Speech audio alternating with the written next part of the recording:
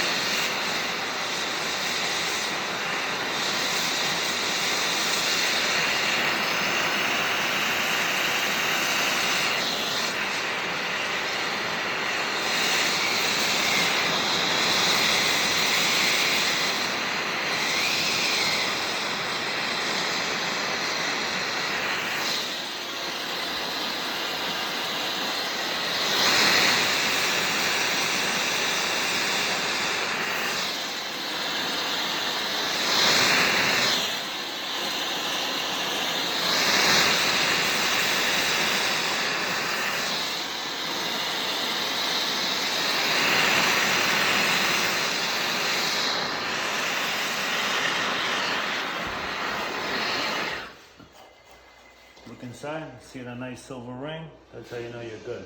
Done.